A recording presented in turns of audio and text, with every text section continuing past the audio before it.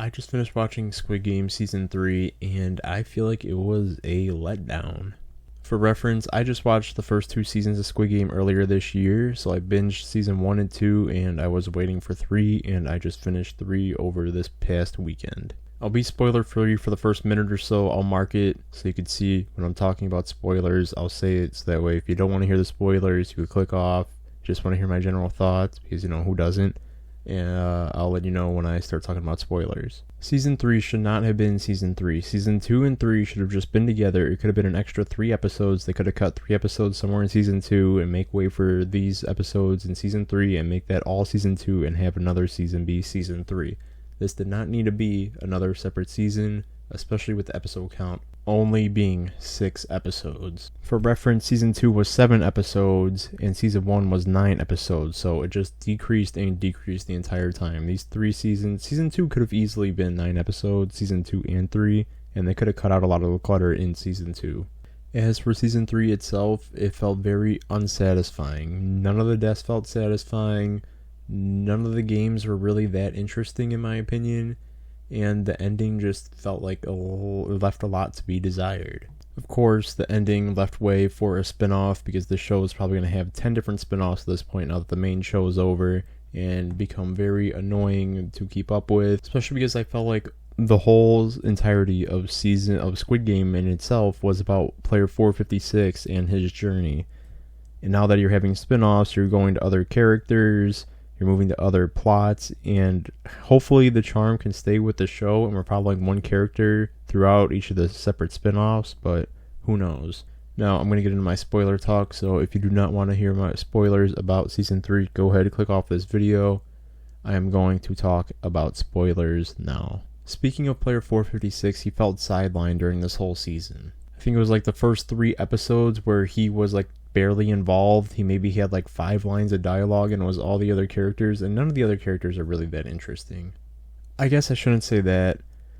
The military chick was interesting, the mom character was interesting, and then of course player 222, but aside from those characters, everybody else was kind of annoying and cowardly. The son was such an annoying character. He had like no growth throughout the whole season, and then he was really going to kill 222, and then the mom had to kill the son, which I feel like was kind of in character for her, because, this guy was about to kill a mother. But then the mom just kills herself. Like, she should have stayed. She cared about that 222 so much, yet she couldn't stay around to help her out, and instead just took her own life, making things harder, because it would make the game a lot harder if she wasn't in there to help her out. And instead, she just relied on 456 to carry her through the rest of the match and carry the baby through the rest of the match. This is only one guy. You could have been 2 people together to carry on through the game, but instead you just kill yourself. It's stupid. She was completely able-bodied as well. I get she just killed her own son, but the reason why you killed your own son, you don't even stay around for. Then let's talk about the finance guy, the rich guy, the guy that was 10 billion yen in debt, I think it was. Man, I hated this guy. I wanted this guy to die last season, and he kept on living, and he kept on bullshitting through his way through the games, living by pure luck, and it was so obnoxious how many times this guy just lived. He should have died so long ago. He was arrogant the whole time. I get it's part of his character, but it's still annoying to see. It's still annoying to hear. And then when he does die, it feels very just unsatisfying. It's not memorable at all. I wish he had like his own death scene. It was gruesome. He got what he deserved, but he didn't. He dies in a stupid way. Stupid because the father of the child, I forget his name. I don't know. I forgot his number. I'm just going to call him the father of the baby, just pushes him off. He could have easily let him live, convinced him to move on to the next platform, and then all 3 of them could have made it through the game.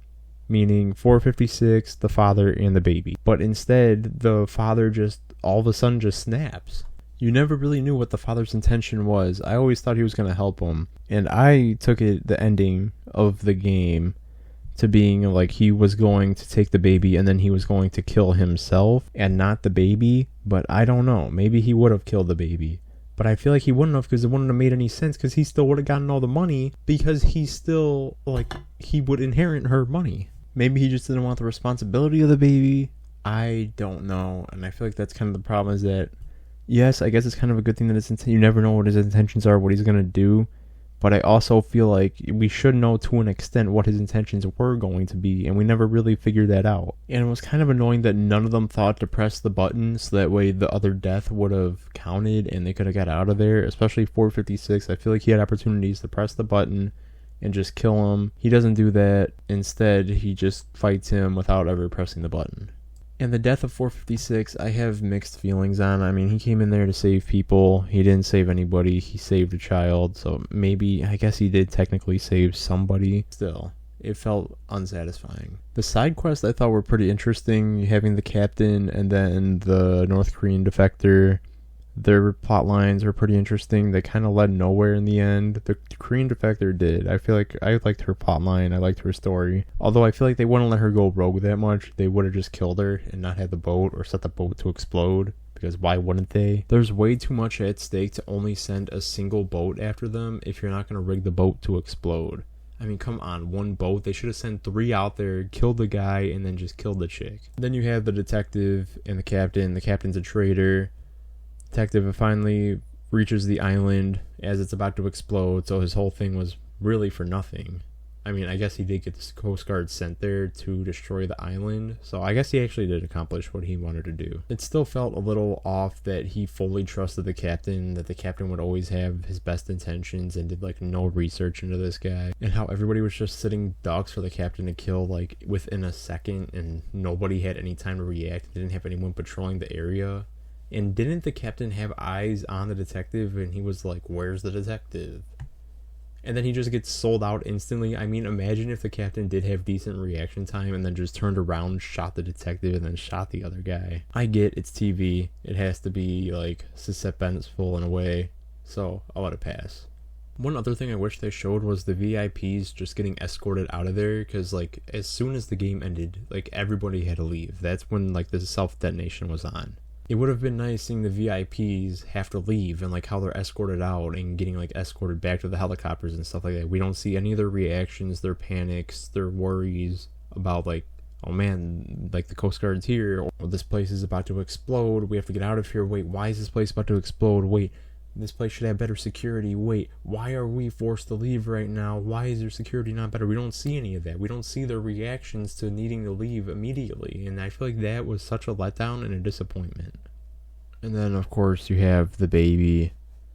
I feel like realistically, and just like in the show in general, people would see that baby and like a lot of people would snap out of it and be like, all right, this is like a little ridiculous now. They're letting the baby be a player. We just got to cut this short. Maybe my outlook on humanity is too positive for this show, but I honestly feel like the game would have ended once people saw that baby. And then the rules with the baby were just inconsistent too, because they mentioned that the baby does not have the capabilities to vote, but the baby also does not have the capabilities to play the game. Therefore, the baby should not be playing the games because she does not have the ability to.